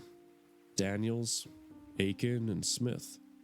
They were scientists, similar to your parents. They helped develop test environments, understood which plants to try and when. It was all quite complicated, but They figured most of it out. Chief stopped what he was doing and moved over to Barry. Meek and Mira were next to him at this time too, as they didn't know what else to do. Barry, guys, you need to understand something. Your parents were so very close to cracking the plant's genetic code on how to make it grow in any weather, bigger, faster. In the end, they had figured it out, but weren't able to see their victory come to fruition. They said you would be the key to changing all of that. You have the power to end world hunger. You just need to figure out how. Why me? Barry stated, feeling very overwhelmed with the weight of the world resting on his shoulders. I'm 15 years old, and my parents never said a thing to me about this. Ever. Didn't they? Chief said with a small smirk. How many books do you have in your garage about plants and science? How long have you been watching and tending the crops in your field? Barry took a moment to think back on his recent years where he did study science about plants, mainly corn, and how to make it grow stronger. Barry, you have what you need in here, and in here. The chief pointed to his head and his chest. Good Lord. What just happened? What?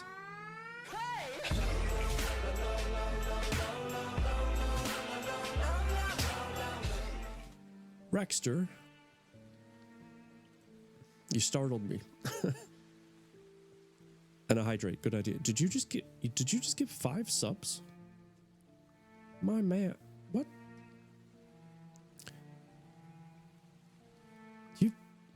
You are way too generous in my channel.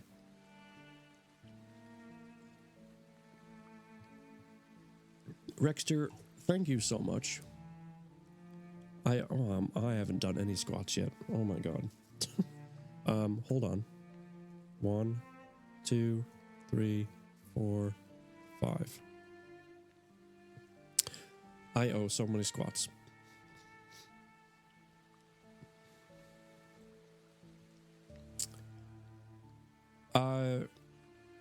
That was super kind of you. Please don't do anything. No. I want to do squats. I just keep forgetting that I have them to do. Been fighting off this stupid head cold. In fact, hold on a second.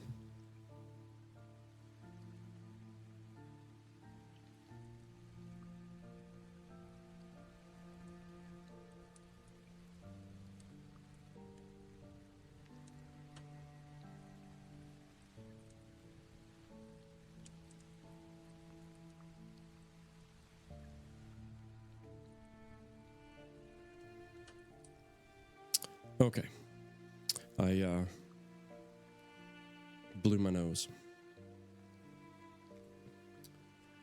Thank you so much for gifting those subs. Seriously. That was insanely kind. Hi, Mitchell.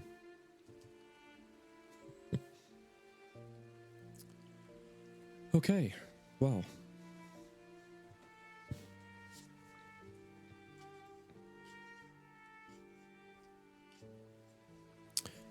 We, I forget what chapter we're on? 4? We're on chapter 4. Boy, I'm really hoping we don't meet the sub goal by the end of June, but if we do, I'll be wearing a priest outfit. It's gonna be great. But I shouldn't have to worry because I don't really, I don't think and I don't want to get there. I don't even know why I agreed to it. I got talked into it. Anyway, Rexter, thank you for your generosity. If you need anything, please DM me. Seriously.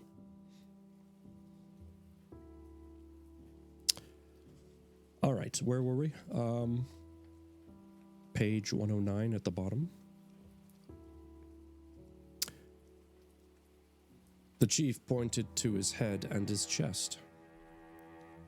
And you have that wonderful metal tube that holds the key to the problem. They figured out how to solve it. Now you get to figure out what to do with it. Before the chief could go on, his phone buzzed with a private message. It read, "The governor's aide is here to see you. He said it's urgent." Okay, guys, I need to go. For some reason, the governor's right-hand man is here. I'm not sure why, but I'll be back. Make yourselves comfortable, and do a little light reading to catch yourselves up. The chief simply walked out the door and back upstairs. Barry, Meek, and Mira looked at each other, feeling a little out of their teenage depth. "You think we should sneak out of here?" Meek said, keeping his voice down. "And go where, Meek? Where can we go that's safe?" Mira said, letting her emotions shine through. Mira's right. We had to use a fake face just to get here without being detected, but I think I screwed that up. Both Meek and Mira turned to look at Barry with anxious curiosity. "When we got here outside, I took my mask off before we got in the building. I'm quite sure those cameras caught us and got us detected." "I would explain why the governor's guard dog would suddenly be here just 10 minutes later," Mira said a little more calmly. "Bay Area BZ, what's up? Thank you for doing the check-in. How are you?" How was the Bay Area this wonderful evening? It's probably 65 and sunny as always, isn't it?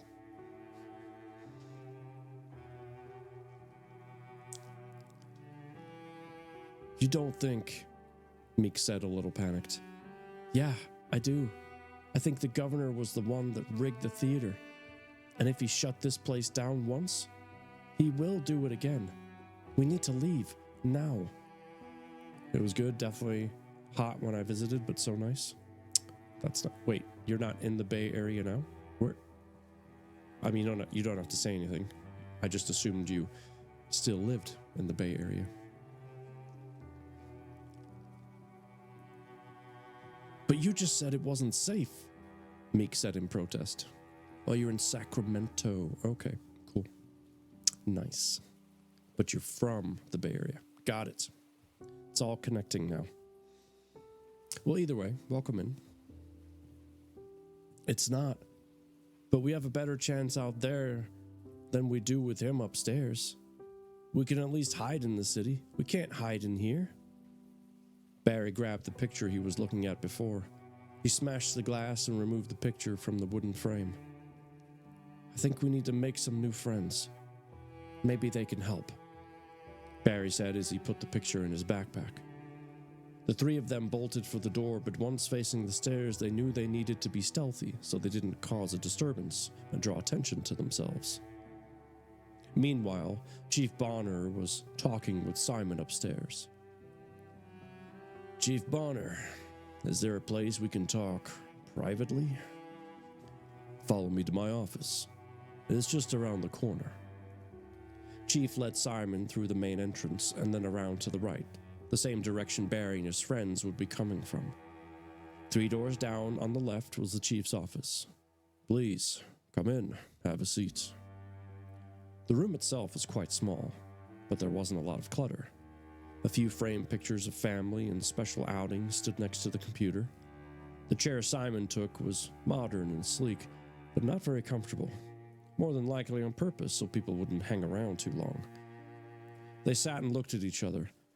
Simon noticed the pictures. "You have a nice-looking family, Chief. You should be a happy man." "Thank you, I am. Although these were taken in happier times, before all this end-of-world business came up," the chief said as he picked up one of the photos and stared at it, admiring his family. "And that is why I'm here. It came to me and the governor's attention that Barry and his friends came here not too long ago. I would very much like to speak to them. The governor said you were the guy to ask so I could find them. Is that so? He paused for a moment, trying to determine Simon's intentions. Tell me, Simon, how was it that you heard they were here? I'm not at liberty to say, but what I can tell you is that I must find them, especially Barry. It's quite important. Official business, Simon said with a straight face as he did the best to lean back into the chair. I see. Well, that is unfortunate, because I think they just left, honestly. I'm not even 100% sure why they were here. I've been quite busy lately. Chief, Simon said, moving closer, I don't think you understand me. It's quite important that only I find them. Simon looked at the chief, straining, trying to get his hidden message clear. Oh, so only you need to find them to pass along a message, is that right?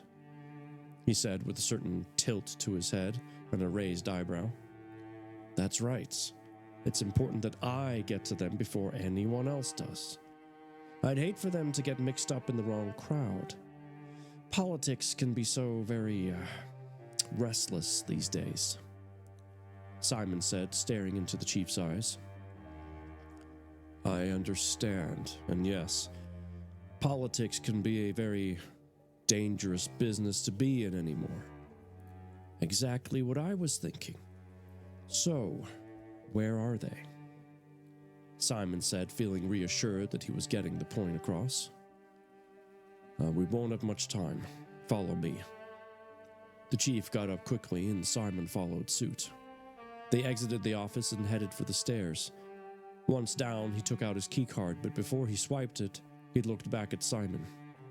You have to promise me you're here to protect Barry, because if you're not, I will shoot you in this room, he said with a very serious face. I swear, I'm here to finally do something right for a change.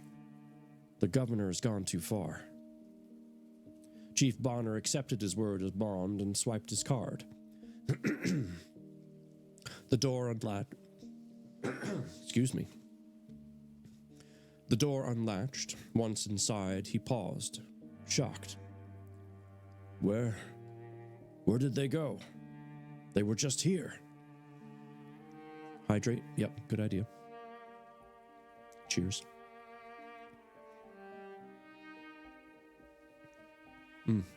So tasty. He ran over to the table and saw the broken glass. Oh, they took the picture, he muttered to himself. Where are they? Simon said, a little annoyed. They knew you were here, I told them. They must have suspected you were here to hurt them, or kill them, or who knows. But I know where they're going. Or at least, I think I know. Barry's a smart kid. He wouldn't leave without a plan. Come on, you can ride with me. Simon nodded and followed the chief upstairs. Wait out front, and I'll pull around in my SUV. We have to find them before the governor does. Simon simply nodded and headed outside. He took out his phone and checked in with the governor. Did you find them? Is it done? Governor Nold said rudely on the other line. Not yet. They weren't at the police station. What? Damn it. You need to find them quickly. This is why I pay you, Simon. I made contact with the chief. We're gonna look for them. Don't worry. I'll find them and take care of everything. You better. Call me when it's done. The line went dead. Simon took a deep breath and tried to remind himself why he took this job. But there was no time for that. The chief flew around the corner in his official police SUV.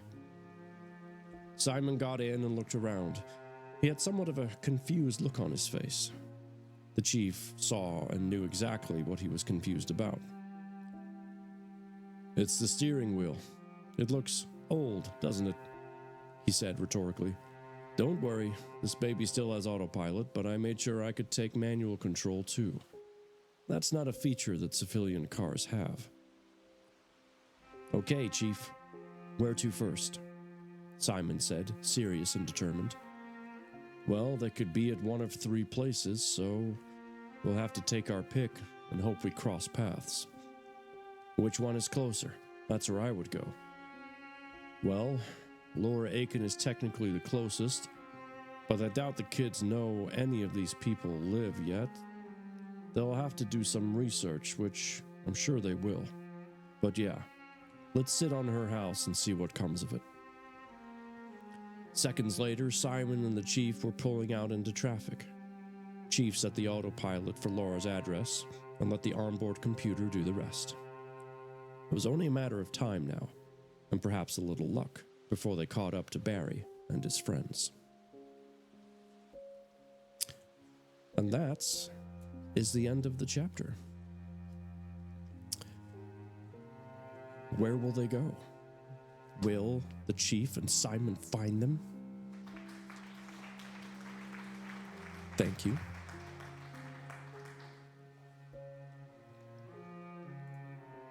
I have snoozed the ad because I need to do some squats, and then we'll talk about upcoming streams and then find someone to raid.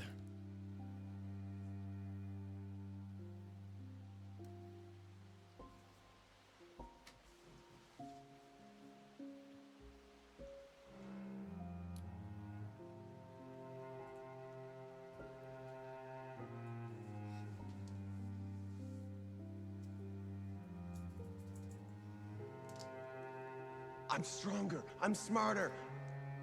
I'm better. I am better.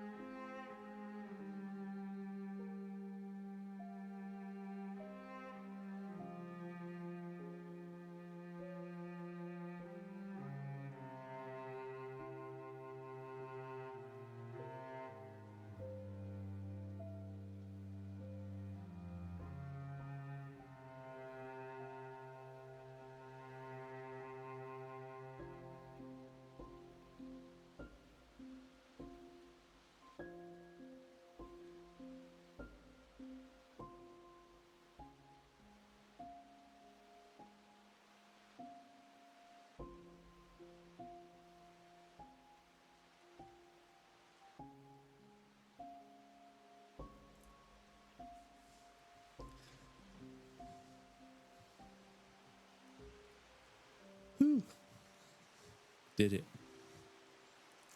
Did the thing. Get squatty with it. Na na na na na na na. Now I can remove those squats.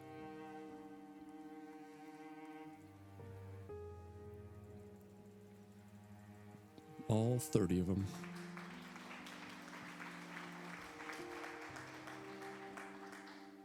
Once my screen catches up. There we go. All right. No more squats to scoot. Nope. All done for now. So, what do we think to the story so far? Are we enjoying it? Should I stop reading it? Should I move on? Ooh, hello. Mandy Rebel, thank you for the follow. I appreciate that. Ooh, hello. Though I've only listened to a little bit of it, I'm so freaking intrigued. Well, I like that. I appreciate that.